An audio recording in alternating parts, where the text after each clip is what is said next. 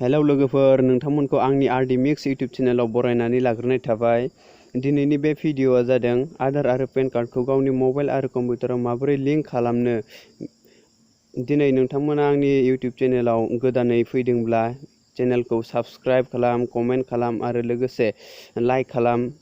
बेजों लोगोसे आंनि इउटिउब चेनेलनि नटिफिकेसन आइकनखौबो थुनानै हो, जाहाथे गोदान गोदान भिडिअआ नोंथांमोननि सेराव नुजाहैनो हायो। दानिया फैदो जों भिडिअखौ जागायदिनि।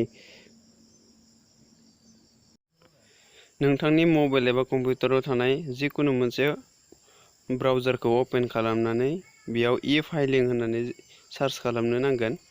इ-फाइलिं हम पेज, बे हम पेजाव जों थांनो नांगोन। दानिया जोंहा इ-फाइलिं होननाय मोनसे हम पेजआ अपेन जाबाय। बेयाव आवार सार्भिसेसनि गाहायाव जोंहा सेकेन्ड अपसन दङ, लिंक आधार होननाय। बे लिंक आधाराव जोङो क्लिक खालामनानै होनांगोन।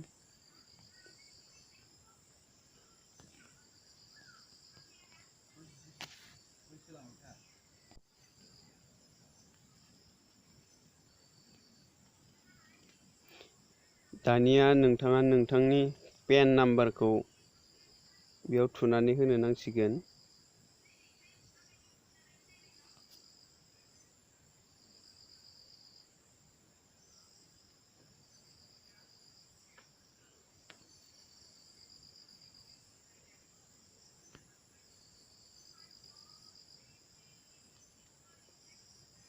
बेनि उनाव नोंथाङा नोंथांनि आधार नाम्बारखौ बेयाव थुनानै होनो नांगोन।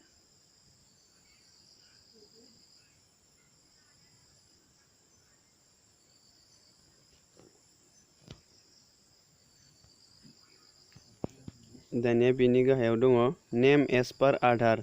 आधाराव नोंथांनि नामा माबायदि दङ बेबायदिनो नोंथाङा बेयाव नामखौ लिरनानै होनो नांगोन।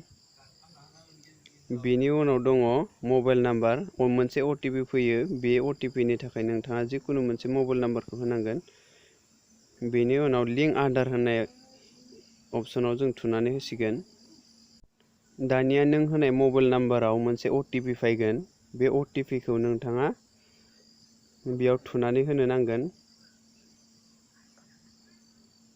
एसे नेथ'नि, अटिपिआ फैयाखै।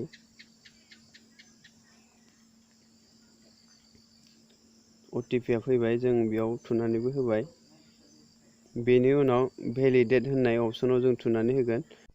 दानिया नोंथांनि आधारा लिंक जाबाय।